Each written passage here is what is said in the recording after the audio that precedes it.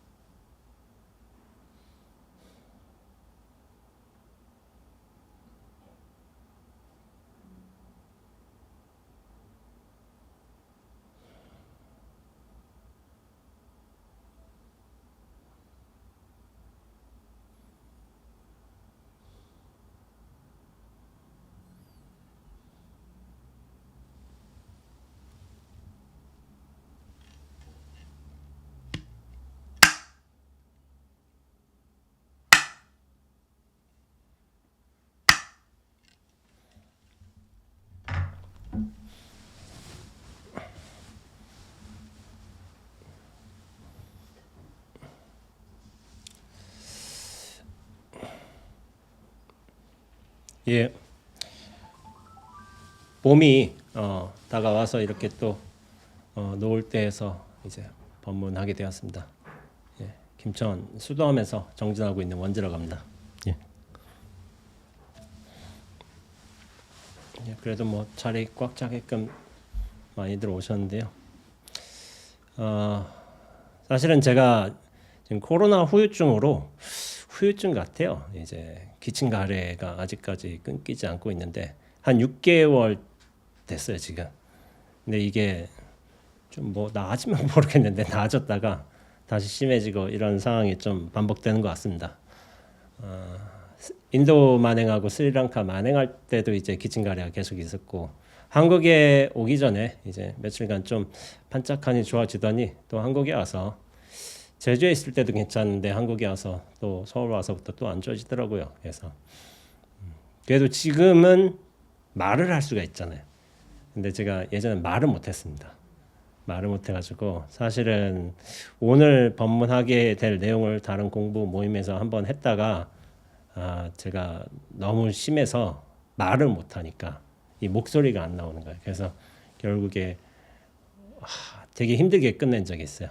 중간에 1시간 쉬고 그래도 목소리가 안 나와가지고 그러니까 그런 것 같아요. 그리고 원래 제가 수도함에서 떠나서 이 부산으로 오려고 했는데 오늘 아침에 근데 아침에 제가 워낙 컨디션이 이게 기침 가래가 심하다 보니까 특히나 그래서 아침에 오면 힘들 것 같더라고요. 그래서 어제 저녁에 오후에 이제 부산 도착해서 하룻밤 잤는데 이제 일찍 잤어요. 9시 반인가 그때쯤 잤는데 이제 어떻게 되냐면 누웠는데 몸이 떨고 있더라고요. 몸이 떨고 있다는 건 사실은 몸 상태가 굉장히 안 좋은 거거든요. 그래서 이이가 진짜 힘들어하는구나 이런 생각이 들더라고요. 그래서 근데 이제 저는 괜찮은 것 같은데 몸은 떨고 있어요. 손도 떨리고 있고 그러니까 이거는 사실 되게 안 좋은 상태거든요. 근데 이제 자면 또 괜찮아졌지만은 여하튼 그래서 지금은 뭐 괜찮은 것 같습니다. 괜찮은 것 같지만은 제가 법문을 하다가 차를 좀 마셔야 될 때도 있고 이제 지금 기침 가래 때문에 가래를 조금 이렇게 양해를 구해야 될 때도 있습니다. 제가 지금 상황이 뭐 영 안 좋은 건 아닌데 또 그렇다고 썩 좋다고 말할 수 있는 건 아니라서 그런 점은 좀 양해해 주시고요. 그래서 법문하도록 하겠습니다. 제가 이제 법전 스님의 공부 이야기라는 파일을 이렇게 좀 공유를 해드렸는데 다들 읽어보셨는가요? 안 읽어보신 분 손 안 들지? 다 읽으셨어요? 이 수석 졸업 읽으셨어요? 잘 읽으셨겠지. 그러니까 법전 스님은 저희 은사 스님이세요. 저희 문중에서는 노장님이라고 부르는데 저 역시도 외부에서 이제 칭할 적에는 저희 문중에서도 그렇고 노장님이라고 불러요. 노장님 부르고 다리 편하게 앉으셔도 됩니다. 그러니까 편하신 방향대로 앉으셔도 되고 그리고 영 불편하시면 다리도 뻗고 하세요. 괜찮습니다. 그래서 저희 노장님의 시자를 제가 1년간 산 적이 있어요. 2011년부터 12년까지 뭐 2011년 봄부터 2012년 봄까지 그렇게 산 적이 있는데 그때 1년 모시고 살았어요. 살고 굉장히 뭐랄까 노장님의 삶을 가까이서 보게 되거든요. 사실은 상자라고 해도 옆에서 모시고 살지 않으면은 모르는 경우가 많이 있어요. 그냥 인연만 그럴 뿐이지. 근데 사람을 정말 제대로 알 수 있는 방법은 그 사람 옆에서 사는 거예요. 이게 저는 그렇다고 생각을 하고 있습니다. 책으로 접해서 사람을 안다? 그건 약간 거리감이 큰 것 같고 차이점이 많이 느껴져요. 그리고 또 뭐냐면은 영상, 그거보다 좀 가까운 게 영상이고 그거보다 더 가까운 건 만나는 거 가깝고 옆에 살면은 이제 온갖 치부를 다 볼 수 있게 되죠. 그러니까 이게 또 이제 다른 거예요. 그래서 제가 장가 안 가길 잘 됐다. 그런 결론을 내고 있습니다. 옆에 누가 살면 굉장히 힘들어질 거예요. 제 생각엔. 그래서 혼자서 저는 잘 지내고 있고요. 그러고 있습니다. 그리고 저희 노장님의 어떤 수행기를 물론 이제 이건 대피를 하셨지만은 다른 작가님께서 이게 쓰셨지만은 굉장히 좀 감동적이에요. 저도 이 책을 행자 때 읽었어요. 행자 때. 저희 노장님을 몰랐어요. 그냥 해인사로 출가했어요. 해인사로 왜 출가했냐면 해인사가 제일 힘들다고 해서. 힘들다고 하는데 그럼 힘든 데 가야지. 너 쉬운 데 가면 안 되지 해가지고 좀 결의가 있어가지고 해인사로 출가했어요. 그때 이제 저는 며칠 전 제가 내일 영상인가 제가 출가하게 된 동의는 성철 스님 때문입니다. 성철 스님의 어떤 수행기가 저한테 굉장히 감동을 주고 저한테 깨달음을 그리고 어떤 결의를 다지는데 좀 많은 역할을 해가지고 그래서 성철 스님 수행기를 읽고서 제가 이렇게 출가를 했는데 사실 저희 노장님은 몰랐어요. 저는. 그러니까 절집 내부는 잘 모르거든요. 그러다가 방장 스님이야. 조계종 종정 스님이야. 그런 분이 계신 거예요. 그래서 수행기를 읽다가 나중에서야 이런 분이 계셨구나. 큰 스님이 계셨구나. 했는데 제가 큰 스님의 시자로 차출이 됐어요. 이제 제가 그 당시에 출가할 적에 28이었거든요. 젊은 시자를 원한다고 해서 제가 행자 서열 중에서는 4번이었는데 좀 높은 서열이었어요. 근데 이제 퇴솔당으로 차출이 돼서 그 인연으로 노장님을 만나고 옆에서 뵙고 또 행자 때 제가 용감했어요. 행자 때 사구 백비를 떠난 진리가 있다는데 그게 뭡니까? 이런 질문도 해보고 그러니까 그런 질문하는 행자가 잘 없을 거예요. 그 스님한테 사구 백비를 떠난 진리 그 말 자체가 뭔지도 모르고 근데 전 뭔지 몰라서 물었어요. 진짜 그런 질문도 해보고 하는데 그러면서 노장님 책 주시니까 신신명 증도가 막 열심히 외우고 책을 주셨으니까 내가 노장님의 은혜에 보답하기 위해서는 이걸 외워야 되겠다 매일. 그래가지고 그런 식으로 굉장히 신심 충만했던 행자 생활을 보낸 적이 있어요. 보낸 적 있고 나중에 노장님의 상자가 돼가지고 이렇게 노장님 공부 안과 끝날 때마다 이제 공부 뵙기도 하고 그렇게 하고 나중에 시자로 이제 들어가게 됐어요. 그때서야 제가 노장님의 어떤 면목을 좀 본 것 같아요. 그러니까 큰 스님, 조계종 종정, 뭐 해인사 방장 이런 건 타이틀이고 직접 옆에서 보는 선지식은 좀 다를 수도 있거든요. 인간적인 면모도 보이기도 하고 그러면서 가까이 살면서 참 많은 걸 배운 것 같아요. 1년 동안 많은 걸 배우고 1년 뒤에는 제가 재공부하러 떠났습니다. 다른 이제 어른 스님들께서 곁에 더 남으라, 큰 스님 시봉해라, 큰 스님이 뭐 원제를 마음에 들어 하신다 해가지고 3년만 하자. 근데 3년 끝내면 분명히 10년 얘기가 나옵니다. 근데 여기 나중에 제가 오늘 보내드린 오늘 말하게 될 이 노장님 공부 이야기와 관련이 있지만은 이 공부는 자기가 스스로 해야 돼요. 큰 스님은 선지식은 방향을 가르칠 뿐이지 그거를 결국 실행에 옮기는 거는 자기 자신이에요. 그래서 큰 스님을 떠나야 돼요. 영원히 곁에 머물면서 공부를 배우는 것도 있지만은 결국에 그 공부에 끝을 맺는 거는 자기 자신입니다. 그거가 있기 때문에 저는 그래서 노장님을 떠나서 세계일주를 갔어요. 노장님이 싫어하는 세계일주를 갔어요. 그래가지고 그랬던 적이 있습니다. 그래도 뭐 노장님과 이런저런 인연이 되고 노장님의 이제 젊으셨을 때 이제 수행기를 참 살펴보면은 배울 게 많이 있어서 제가 여러분들께 한번 이거를 이 파일을 보내드리고 한번 읽어보고 참여했으면 좋겠다고 말한 겁니다. 자 그러면은 이제 글이 두 꼭지인데 한번 읽어보면서 빨리빨리 읽어보면서 한번 가도록 하겠습니다. 죽음의 관문 앞에 선 32 그런 거죠. 문경 대승사 융필함에서 가까운 묘저감은 그리 높지도 않고 낮지도 않은 터에 자리 잡고 있다. 마음이 흩어지지 않는 안온한 도량으로 멀리 사부람이 건너다 보인다. 산에 올라가 보면 사방이 탁 트여 가슴까지 시원해지는 곳이다. 1956년 겨울 나는 그곳에 걸망을 풀고 암자의 문을 걸어 잠갔다. 머리 시원하게 정진하고 싶은 마음에서 떠나온 길이었다. 안정사 천재굴에서 성철 노장을 모시고 정진하고 있다가 그곳에 적을 둔 채 한철 선방에서 지내다 돌아왔더니 노장께서는 파괴사 성전함으로 옮길 작정이라 하셨다. 노장님이 사실 이렇게 성철 스님 떠나서 정진하겠다고 하니까 성철 스님이 사실 말리셨다고요. 왜냐하면 시봉 잘하지, 공부 잘하지, 국도 잘 끓이지. 국을 끓이는 걸 드시면서 성철 스님이 야 내가 어디 가서 이런 걸 먹겠냐 이런 말씀하셨다고요. 노장님이 그러니까 큰 스님들은 좀 달라요.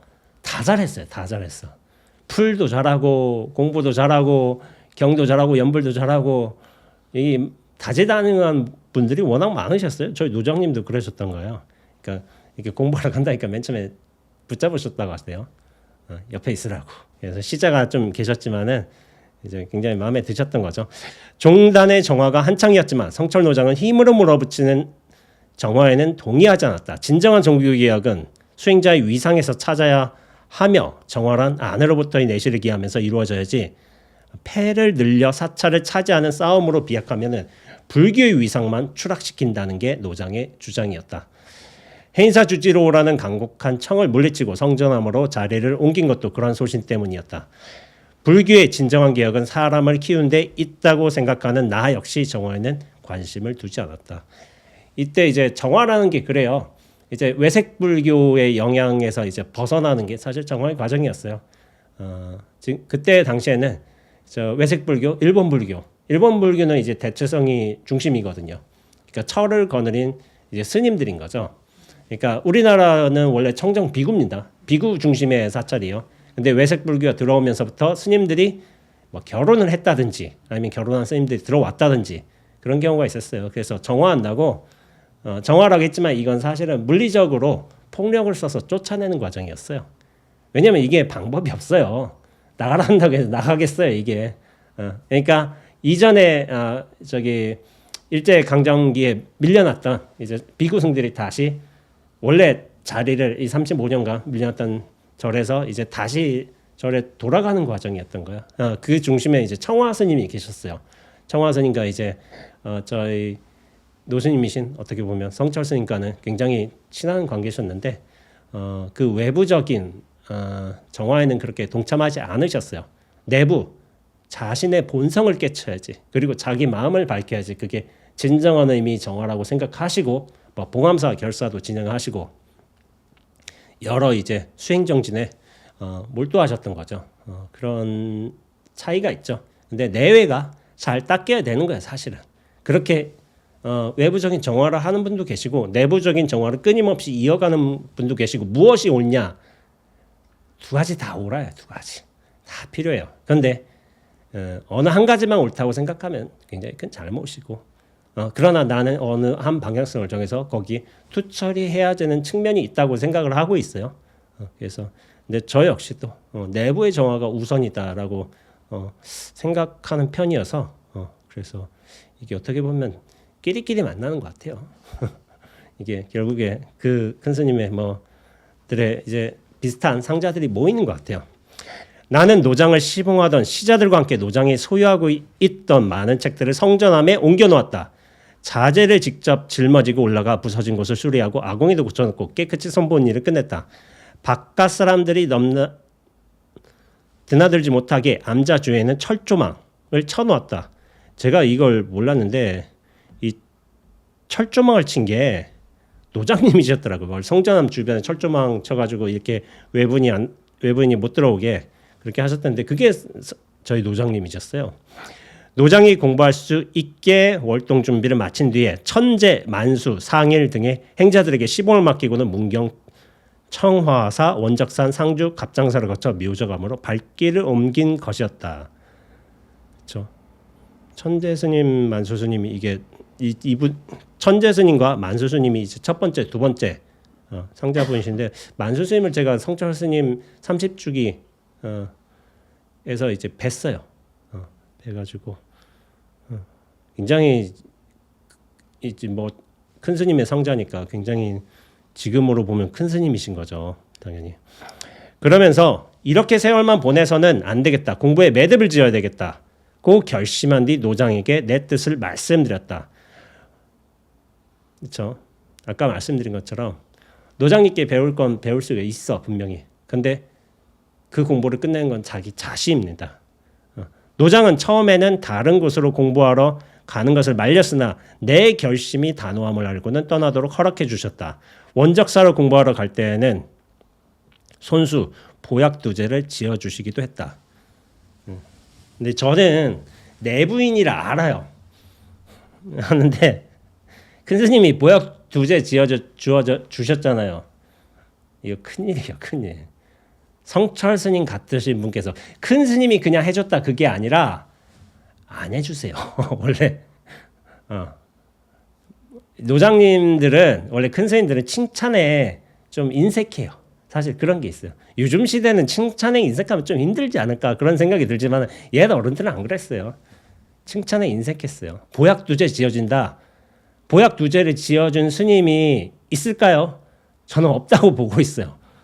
얼마나 그렇게 애지중지하셨으면 보약두제를 직접 이렇게 누군가한테 해서 이렇게 보냈겠지만은 그런 일 없으세요. 그러니까 이게 사실 단순한 한 문장이지만은 굉장한 신임이 사실은 드러나는 문장이에요.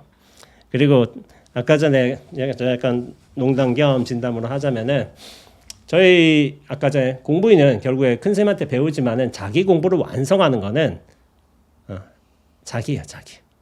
자기라서 저희 시자들도 그래서 이제 자기 공부를 완성한다고 다 시자 안 보고 도망갔어요.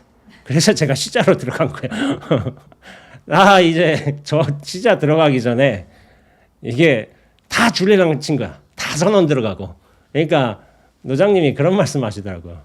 야, 내가 그래도 한국의 큰 스님인데, 야, 나 시자 동량이나 하고 앉아 있다. 그래서 그런 말씀을 농담으로 웃으시면서 하시더라고요. 그러니까 한국불교에서 제일 큰 스님이에요. 그 옆에 시자가 있어야지. 근데 다 공부한다고 도망간 거야. 그래가지고 저희 사장님 한 분도 도망을 가셨어요. 도망을 가셨어. 봉암사로 들어가셨어. 어딘가로 들어가셨어. 그 다음에 한 6개월 이렇게 하다가 몇 개월 하다가 6개월 하다가 도망가셨나? 그랬을 거예요. 그러니까 다시 돌아왔어요. 그러니까 노장님 앞에 와서 참회를 한 거예요. 스님, 제가 스님을 잘 모시지 못하고 이렇게 공부한다는 핑계치고 도망갔습니다. 죄송합니다. 하니까 참회를 했어요. 제가 그 옆에서 봤어요. 옆에서 봤는데, 그러니까 노장님이 이런 말씀하시더라고요. 야, 네가 공부한다고 그렇게 간 게 뭐가 그렇게 큰 잘못이냐? 그렇게 큰 잘못은 아니다. 그러니까 옆에서 되게 감동받잖아요. 앞으로 시자 열심히 해라라고 말씀하신 거예요. 그 사양이 한 달 뒤에 또 도망갔어요. 한 달 뒤인가 몇 달 뒤인가 또 도망간 거야. 그러니까 내가 사양한테 전화해가지고 스님 재범은 용서가 안 돼요. 하고 말씀드렸어요. 그러니까 스님이 안다고 자기도 그렇게 하셨어요. 그래서 하지만은 이 사장님께서 마지막 회양은 잘하셨어요. 저희 노장님이 마지막에 입적하실 적에 좀 병상에 오래 계셨는데 야간에 밤 6시 저녁 6시부터 새벽 6시까지 간병을 했습니다. 20일 30일 정도 옆에서. 원래 야간 시프트가 굉장히 어렵잖아요. 그쪽 하는 게 낮은 그나마 괜찮지만은 그 안거를 빼고서 노장님 시봉하겠다고 그렇게 한 거예요. 어떻게 보면 그 사장님께서 마지막에 그렇게 좀 빚을 갚으신 게 아닌가. 결국 입적하시기 전까지 그렇게 했어요. 참 저는 굉장히 좋아하는 사장님입니다. 저한테 많은 가르침도 주셨고 그런 적이 있어요. 그래서 이제 많은 스님들이 큰 스님을 떠나갔죠. 근데 자기 공부하는 거예요. 이건 어쩔 수가 없어요. 저희 노장님도 이제 간다니까 제가 떠난다고 하니까 제가 뜻을 굽히지 않았거든요. 그러니까 뭐 그래서 그러시더라고요. 그래서 야, 너 1년 동안 수고했는데 내가 너한테 용돈이라도 줘야 되는데 내가 돈이 없다 이런 말씀하시더라고요. 근데 제가 돈 어딘지 다 알고 있거든요. 다 알고 있어요. 시장은 다 알아요. 어디가 있는지. 근데 다른 스님들 주신다고. 다른 이제 토굴에 사는 스님들 주신다고 이렇게 또 당신 공양금 받으시니까 그걸 모아서 토굴에 사는 어려운 스님들 주신다고 이렇게 어른이 챙겨놓는 거예요. 어른은 돈이 필요 없다? 아니에요. 어른 돈 필요해요. 왜냐하면은 후학들한테 어려운 후학들한테 용돈을 줘야 돼. 그렇기 때문에 돈이 필요한 거예요. 무소요? 아니에요. 돈 받을 때 다 받고 그걸 잘 돌리면 되는 거예요. 인연에 맞게끔. 그런 역할을 하시는 걸 알고 있었기 때문에 제가 뭐 생떼 쓰지도 않았죠. 용돈 달라고 이러진 않고 주지스님이 챙겨주시더라고요. 해인사 주지스님이. 이렇게 했지만은 노장님이 이제 묘저감으로 갈 때 이야기가 이제 되죠. 묘저감 혹시 가보신 분 계세요? 대승사, 문경 대승사 묘저감이라고 안 가보셨는가요? 저는 한두 번 가봤습니다. 굉장히 좋은 도량이었던 것 같아요. 제가 갔을 때는 다 이제 불사를 잘 해놔가지고 그랬는데 문경 대승사 묘저감 이야기 보자면은 대승사 묘저감에 걸망을 내려놓은 나는 함께 있던 도반이 떠나자 바로 암자의 문을 걸어 잠갔다. 비록 무문관이라는 팻말을 내걸지는 않았으나 깨치지 못하고서는 살아서 나올 수 없다는 죽음의 관문 앞에 선 것이었다. 그때 나는 수시로 불궁을 하러 오던 묘저감 신도 40-50명을 앉혀놓고 선언했다. 내가 이곳에 있는 동안 불공은 못 해줍니다. 기도 못 해준다는 거예요. 기도 안 한다는 거예요. 누구든지 나를 쫓아내려거든 그렇게 하십시오. 신도들이 개를 묶어 논을 사서 절해주고는 거기에서 나오는 소득으로 절을 운영했던 터라서 주지도 마음대로 못하는 형편이었다. 그러나 신도들은 나의 단호한 태도를 보고는 더 이상 말을 붙일 엄두를 내지 못했다. 부엌을 살펴보니 쌀이 2가마니쯤 있었다. 그러니까 원래 스님은 이렇게 불공도 드리면서 축원도 하면서 신행상담도 하면서 이렇게 절을 운영한 게 맞잖아요. 그게 맞아요.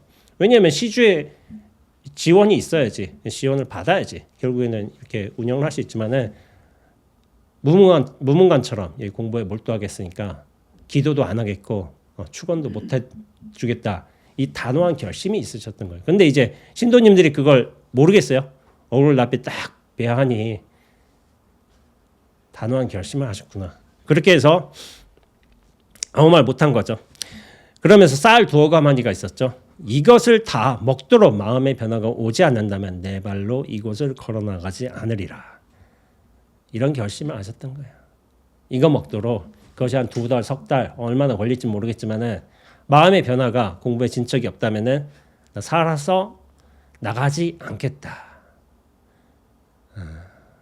공부인은 이런 결심을 해야 될 때가 반드시 옵니다. 와요. 그리고 그때를 놓치면 안 돼요. 죽어라 해야 돼요. 반드시 이런 방법으로만 이제 깨달음을 얻는가? 그건 아니지만은 수행하는 사람 입장에서 이런 과정이 와요. 그리고 그때를 흘려보내서는 안 됩니다. 일대사를 해결하지 못하면 금생에 이곳에서 끝내겠다는 각오를 했던 것이었다. 그렇게 절박한 심정으로 정진하는 내게 때맞춰 밥을 해먹는 것은 번거로운 일이었다. 닷때쯤 분량의 밥을 한꺼번에 해서 바구니에 담았다. 닷때면 굉장히 많거든요. 이게 쌀 하면은 굉장히 많은데 그리고는 항아리 위에 막대기를 2개 걸쳐놓은 다음에 그 위에 밥을 올려놓고 보자기로 덮어두었다. 때가 되면 찬밥 한 덩이를 그릇에 담아 김치 몇 쪽 올려놓은 채 끼니를 때웠다. 겨울이었으나 물도 데워 먹는 것이 번거로워 샘물 한 바가지 떠먹는 것으로 대신했다. 오로지 화두 하나와 마주했다. 이게 사실은 스님들이 톡을 살림을 하는데 톡을 살림을 하잖아요. 제일 번거로운 일이 뭐냐면 밥 해먹는 거예요. 삼시세끼 해먹는 거. 그 시간 엄청 걸립니다. 시간 엄청 걸려요. 밥 해먹다 끝나요. 어떻게 보면 톡을 살림이. 그래서 얼마 전에 제가 어디 연수원 갔다가 선배 스님 만난 거예요. 한 10년 선배 스님이요. 토굴에 살고 계시대. 그래서 당신이 이제 밥을 해 드셔야 하잖아요. 아침 점심 아침에 죽 먹고 점심 먹고 저녁은 남은 거 먹고 하는데 그렇게 살 수밖에 없어요. 이제 토굴 살림도 넉넉치가 않아 가지고 뭐 공양주를 줄 수 있는 것도 아니고. 그러면서 연수원 와서 밥 먹으면서 하는 말이 스님 나는 누가 밥 해주면 너무 고마워. 이런 말씀 하시더라고요. 그래서 제가 좀 전에 이제 교수님 고개를 끄덕이셨는데 누가 밥 해주면 밥 사주면 그렇게 고마운 거예요. 나 혼자 먹으려다 보니까 이게 너무 힘든 거야. 그렇게 했는데 노장님이 이게 이제 밥을 이렇게 해 놓으셔가지고 한 덩이씩 해오고 김치에서 생수 마시고 그렇게 하셨다는 거예요. 참 대단하신 거죠. 이게 시간이 오래 걸려. 밥 먹는데 밥 해먹는데 제대로 해 먹으려거든. 국도 없고 그냥 찬물 마시고 베개도 이부자리도 없이 옷을 입은 채 두세 시간 눈을 붙이고 참선하고 나무하는 게 하루의 일과 전부였다. 매일 방선을 한 뒤에는 지게를 지고 산으로 올라갔다. 벌목하고 남은 것을 베어다가 성한 것은 톱질해서 부엌과 단밑에 차곡차곡 쌓아놓고는 구부러지고 썩은 것으로 군부를 뗐다. 때로는 겨울에 세찬 칼바람이 암자를 뒤흔들며 지나갔고 밤새 눈이 내리는 날에는 눈 무게를 이기지 못한 고목들이 갈라지는 소리가 들렸다. 미동도 하지 않고 좌복에 앉아있다 보면 어느새 창호 너머로 먼동이 트곤했다. 나는 잠이 적어 출가 이후 졸음 때문에 낭패를 보거나 고통을 당해본 적이 없었다. 일찍부터 잠으로부터 자유롭지 못한 수자는 수자가 아니다라고 했던 성철 노정의 경책에서 나는 자유로운 나였다. 이게 제가 뜨끔해요. 잠으로부터 저는 자유롭지 못해가지고 정진할 때도 잘 졸고 잠도 잘 자고 그래가지고 이게 저는 제대로 된 수자는 아닌 것 같아요. 그래가지고 그렇지만 노장님이 참 청소도 안 하고 그러셨던 거예요. 그러니까 화두밖에 몰라가지고 목숨 내거신 거죠. 이렇게 하는 게 당연하죠. 혼자 있으면 사무쳐 정진하기 어려운데 나는 홀로 오래 살았어도 그렇게 어중간하게 산 적은 없었다. 묘정하면서도 그랬다. 어중간하게 산 적이 없었다고 하시잖아요. 노장님이 제가 항상 말씀드린 게 노장님이 돌아가시기 전까지 90세 연세로 돌아가시기 전까지 매일 108배를 하셨어요. 진짜 하셨어요. 진짜. 그냥 의례적으로 보통 큰 스님들 108배 한다면 의례적으로 하는 말이 많거든요. 근데 실제 옆에서 저는 시자잖아요. 옆에 봤잖아요. 108배 하신 거예요.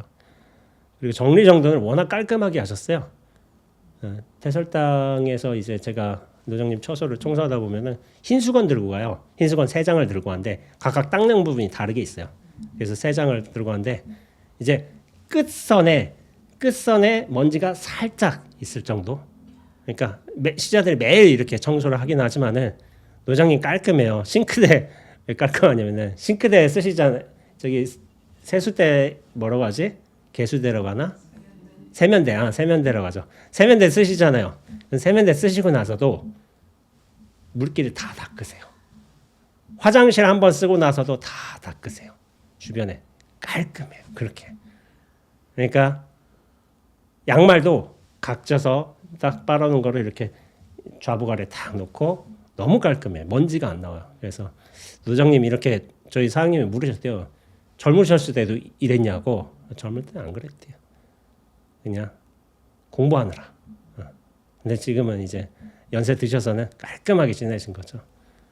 굉장히. 그래서 원래 이제 90쯤 되시면은 대부분 이제 어르신들에서는 사실 냄새가 나게 돼 있어요. 많은 부분. 근데 저희 노장님은 냄새가 없으셨어요. 매일 깔끔하게 하셨어요.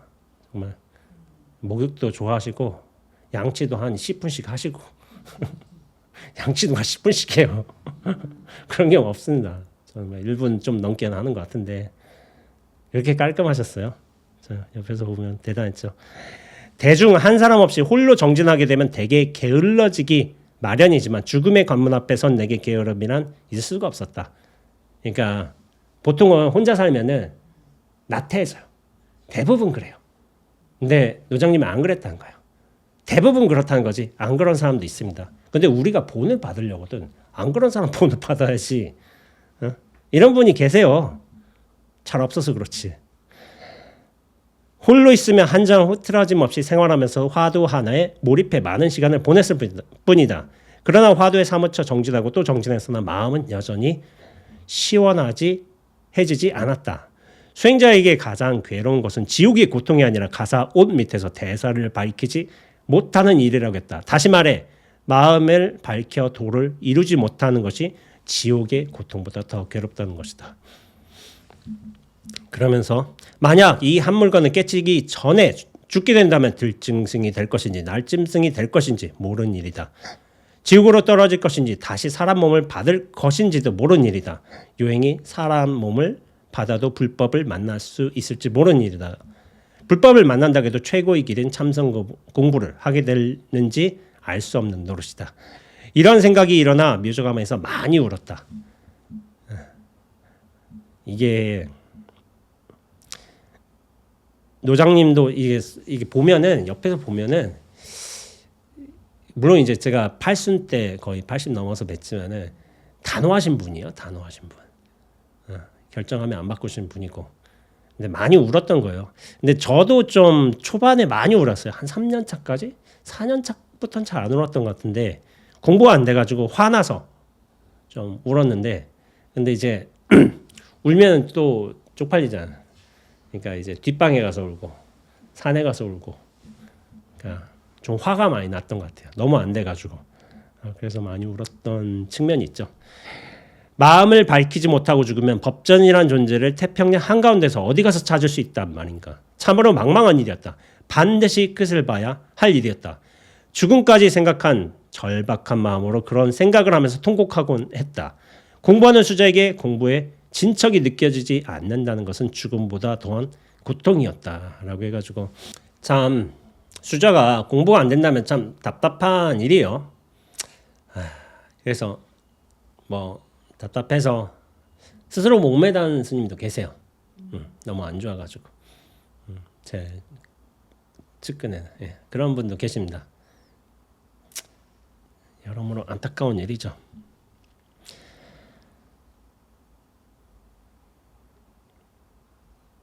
마음을 밝히지 못한 채 오늘 호흡이 끊긴다면 이 몸뚱이는 어디로 갈 것인가. 자성을 깨우치지 못하고 죽으면 지옥행이다. 더딘 수행의 성취를 자책하며 통안에 눈물을 흘렸다. 가슴에서 뭉쳐나오는 눈물이었다. 그쵸? 눈물은 가슴에서 나와야죠. 묘저감은 예로부터 지기가 센 곳으로 공부하는 사람들이 3년을 견디지 못하고 나간다는 이야기가 전해지고 있다. 고려 말에 나홍선사가 21살 때 친구의 죽음을 보고 무상을 느껴 유연선사를 찾아와 출가해서 공부하는 곳으로 해방 전후에는 성철노정과 서엄스님이 함께 머물며 수행했던 곳이기도 하다. 그 묘저감을 가봤지만 거기가 좀 지기가 세다고 해요. 그래서 이제 그걸 버티지 못한다는 거죠. 근데 이제 사람의 기운이 법력이 높으면 지기를 눌러요. 누르고 오히려 이제 지기의 힘을 받는 거죠. 나중에. 그러니까 그런 말이 있어요. 그 아무리 하천이 얕아도 용이 살면 아주 신성한 개울이라는 거고 뛰어난 아주 보잘것없는 자리라고 하더라도 거기서 인물이 나면 명터가 되는 거예요. 사람의 기운, 누가 사느냐, 누가 지내고 있느냐, 누가 그 땅의 기운을 잘 정화해서 좋은 흐름으로 돌리냐, 그게 중요한 거예요. 그러니까 사람이 중요한 거예요. 사람이 결국에는. 나는 때때로 산에 올라가 나홍스님이 앉아 참선산매에 들었다는 눈 덮인 바위 안장대를 바라보았다. 말의 안장처럼 생겨서 안장대라고 불려진 그 바위 밑에 있는 천길 낭떠러지는 바라보기만 해도 나홍스님이 어떤 심정으로 그곳에 앉아 있었는지 느껴지긴 했다. 잠시라도 졸음으로 인해 몸이 기우뚱하는 날에는 떨어져 죽는 곳이다. 목숨을 내놓지 않으면 그곳에 앉을 수 없는 것이니 공부에 대한 그 절절함에 전율하지 않을 수 없었다. 제가 안장대를 안 가봤어요. 그래서 다음에 한번 묘정원 가보거든. 한번 안장대를 한번 가봐야 되겠다 생각하고 있습니다. 근데 이제 그래서 한번 이런 곳이구나. 그래서 근데 거기서 저는 정진하면 좀 위험할 수가 있으니까 잠깐만 정진하고 그래서 저는 좀 나와야 될 것 같습니다. 가장 지고한 것은 자신을 버리는 데서 이루어진다. 어차피 참선공부는 생사를 걸지 않으면 이루어지지 않는다. 백척간두 진일보. 백척 장대 끝에서 진일보가 아니면 안 될 일이었다. 백적 이거는 이제 작가님이 이렇게 쓰신 거예요. 노장님이 이런 말씀을 하실 것 같지는 않고 물론 이런 결의로서 공부를 한다 이렇게 말은 되는데 저는 백적간두 진일보를 다른 의미로 좀 쓰고 있어가지고 그래서 그런 이제 절박한 마음으로 이제 공부를 했다는 거죠. 나는 절박한 마음으로 좌보기에 앉았다. 세수도 하지 않고 양치도 하지 않은 채였다. 물론 목욕도 하지 않았다. 그릇도 씻지 않았다. 입었던 옷 그대로 몇 달을 지냈다. 내 의식 속엔 이미 더럽다 깨끗하다는 생각이 없었다. 아침에 한 번 손으로 얼굴을 문지를 뿐 몇 달 동안 씻지 않았다. 그렇게 몇 달이 흐른 어느 날이었다. 한밤중에 윤피람에 살던 비구니가 들이닥쳤다. 종소리가 나기에 무슨 일이냐고 무슨 일이 일어난 줄 알고 뛰어 올라왔다겠다. 이미 혼자 살고 있으니 혼자 혹 무슨 일이 있으면 종을 칠 테니까 그때는 한번 올라와 보라라고 부탁을 해둔 터였다. 그런데 치지도 않은 종소리가 어떻게 윤피람까지 들렸는지 모를 일이었다. 지금도 이제 윤피람에 비구니 스님들이 살고 계시고 거기 선방으로 운영되고 있습니다. 지금 저희 이제 권속 스님의 저희 사장님의 여동생분이 거의 주지로 계세요. 윤피람에. 그러니까 저희 문중하고 뭔가 인연이 있나 봐요. 나는 윤피람 스님들이 만들어온 순두부 한 그릇을 비우고 다시 산매에 들었다. 닷대들이 차간에 하나 가득 순두부를 가지고 묘자감에 올라왔던 비구니들은 곧 윤피람으로 돌아갔다. 한순간처럼 느껴지는 시간들이 얼마나 흘렀는지 모른다. 어느 날 좌보기에 앉아있던 나는 순두부가 담겨있는 차관을 보았다. 비로소 순두부를 먹으려고 차관 뚜껑을 열어보았더니 곰팡이가 새카맣게 피어 있었다. 물이 열 정도로 불을 적게 떼서 방을 차게 하고 지냈는데 곰팡이가 날 정도였으니까 일주일은 넘었을 것이다. 그러니까 방에 불을 잘 안 떼신 거예요. 스님들이 보통 저 정진할 적에 정진방의 온도가 기준이 몇 도인지 아세요? 저희는 정해져 있어요. 정해져 있어요. 정진방의 온도는 기준이 19도입니다. 19도로 정해져 있어요. 물론 겨울에는 19도면 조금 그럴 수가 있어. 그래서 한 20도, 21도까지 가기도 하는데 19도가 기준이에요. 19도면 막상 춥지도 않고 그렇다고 따뜻하지도 않고 원래 이제 혼침이나 도거가 이제 따뜻한 상황, 좋은 상황에서 일어나거든요. 그러니까 19도 정도를 유지한다. 그게 19도가 어떻게 보면 이게 원칙이 성철쌤이 정하신 거예요. 19도로 유지해라 해가지고 정진방. 당신께서 그렇게 하셨던 거죠. 그래서 이제 노장님이 이 순두부 얘기를 종종 하세요. 이 한 10월 말쯤 되셨을 거예요. 11월이나. 그때 이제 방이 차가운데 순두부가 이게 곰팡이가 싹 필 정도면은 참 그거를 생각하지 못하고 화도에만 이제 정진을 하셨던 거죠. 이제 32살이셨는데 이 공부를 하신 거예요. 순두부 얘기를 종종 하셨어요. 잠을 잊은 채 좌북에 앉아 있는 날이 점점 많아졌다. 그러니까 이불이 없어요. 이불 베개를 안 갖다 놓으신 거예요. 그냥 입는 옷 있잖아요. 그거 덮고 자는 거예요. 덮고서. 이 스님들은 그렇게 정진을 하셨다고 하대. 참 대단하신 분들이에요. 방바닥엔 눈이 내리는데 먼지가 쌓여가고 그 위로는 내 발자국이 아침 햇살 속에 선명히 드러났다. 아침에 문을 열고 나가보면 어느새 짐승들이 서성이다 돌아간 흔적이 보였다. 그렇게 겨울이 가고 나무들이 서서히 오르던 어느 날이었다. 나는 자신도 모르게 개송을 부르고 있었다. 거울과 거울이 서로 비치니 비치는 것과 그림자가 둘 다 없더라. 이것이 또한 무슨 물건이냐. 청산이 백운 속이더라.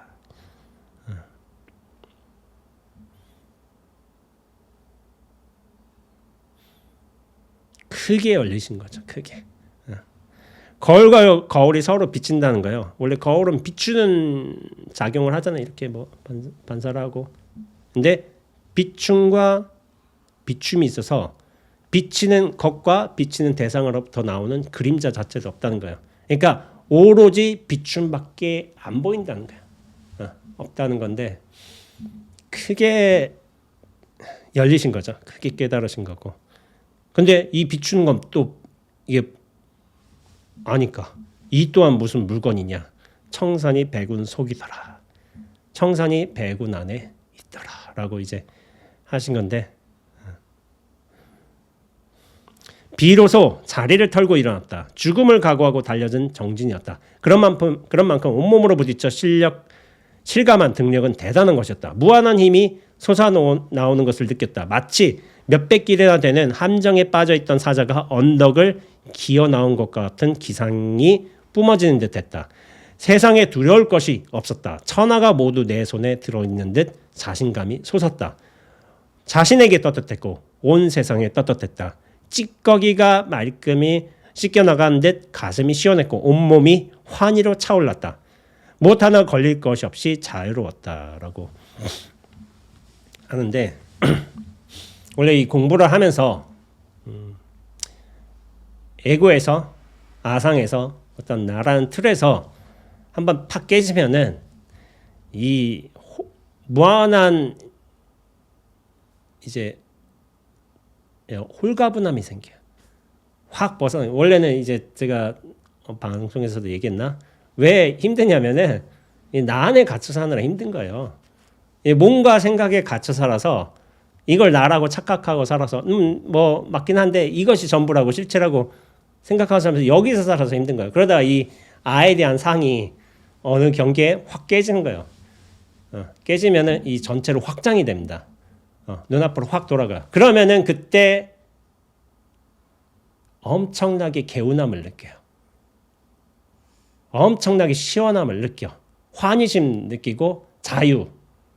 뭘 해도 될 것 같은 뭐 자신감 이런 게 생겨요. 제가 예전에 종종 말하기도 하는데 저도 공부하다가 뭐 그럴 때가 있었겠죠. 있었는데 어떻게 되냐면은 산을 보는데 저 황학산을 본단 말이에요. 직지사에서 황학산이 있어요. 황학산 크잖아요. 뭐 되게 큰 산인데 저 산을 이게 손가락 두 개로 엄지하고 검지를 이렇게 잡아가지고 돌돌돌 해가지고 이렇게 손으로 탁 튕겨서 우주 밖으로 던질 수 있을 것 같아. 그렇게 되는 거예요. 물론 이제 실제적으로 그런 일은 없어요. 그러나 그렇게 의식이 안에 갇혀있던 의식이 탁 깨지면서 굉장히 후련해집니다. 그런 과정을 한번 크게 겪을 수도 있고 잔잔하게 몇 번씩 겪을 수도 있고 그래요. 그래서 비로소 얼굴에 미소가 피어올랐다. 웃은 것을 보아도 우습지 않고 좋은 것을 보아도 좋은 줄 모르던 나였다. 솔밭 사이로 부는 음력 10월의 찬바람처럼 쌀쌀하게 살았던 나였다. 노정님이 무표정하게 있으면 좀 무서워요. 어떤 의미에서. 인정머리가 없었던 거죠. 왜냐하면 이 공부 하나만 본다고. 그런 측면들이 있습니다. 우리나라 선사들은 좀 그래. 좀 달라이라마라든지 다른 뭐 틱나탄 스님이라든지 여러 선지식들 보면은 굉장히 자비로워 보이고 그런 게 있잖아요.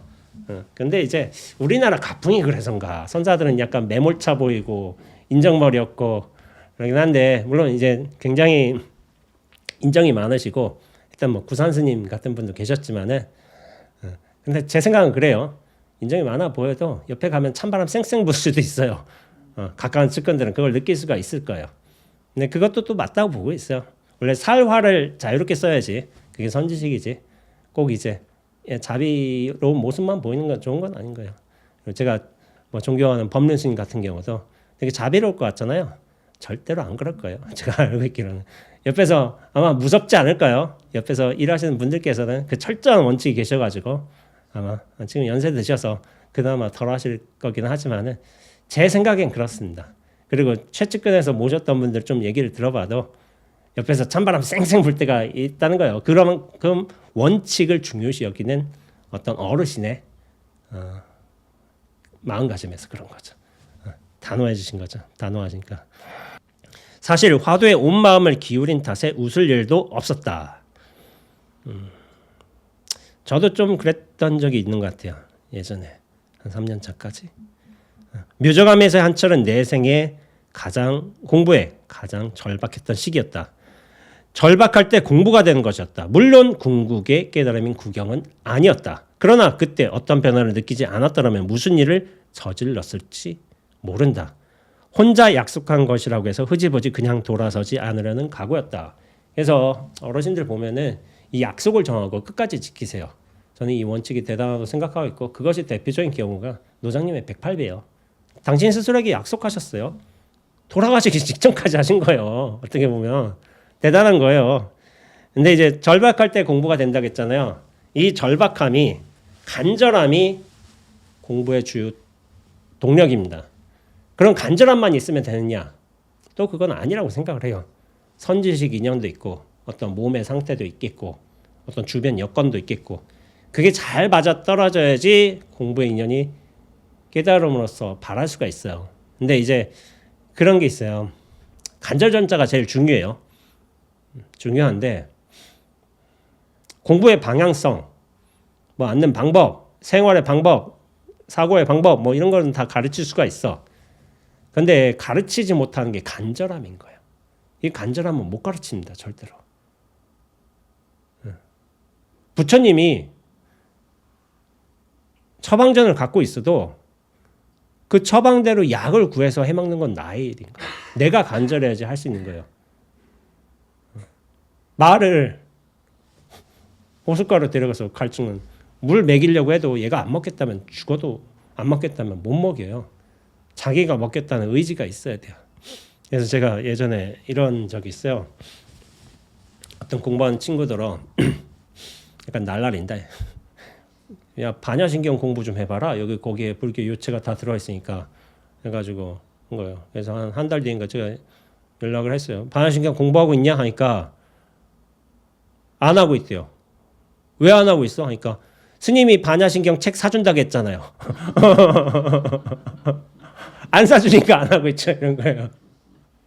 그래서 제가 어이가 없어가지고 야 진작 공부할 사람 같았으면은 내가 사서 내가 보고 거기에 대한 궁금증을 가져오는 게 사실 공부인의 자세예요. 반야신경 책 안 사오니까 안 하고 있죠. 그래서 넌 공부할 애가 아니다.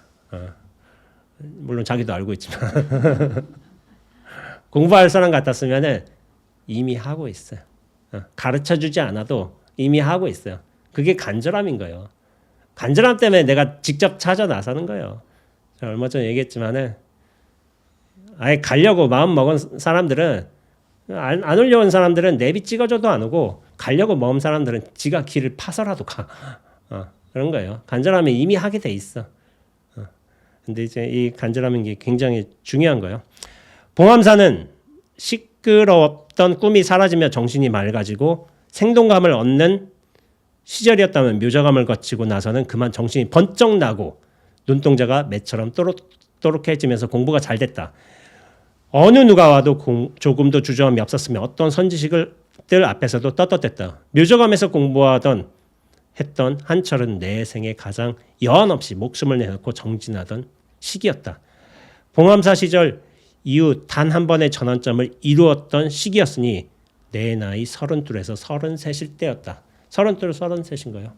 이 공부는 뭐 이게 참 그렇지만은 노장님들께서도 말씀하시고 저도 그렇다고 동의하고 있지만 젊을 때 공부하는 게 확실히 힘을 얻기엔 좋습니다.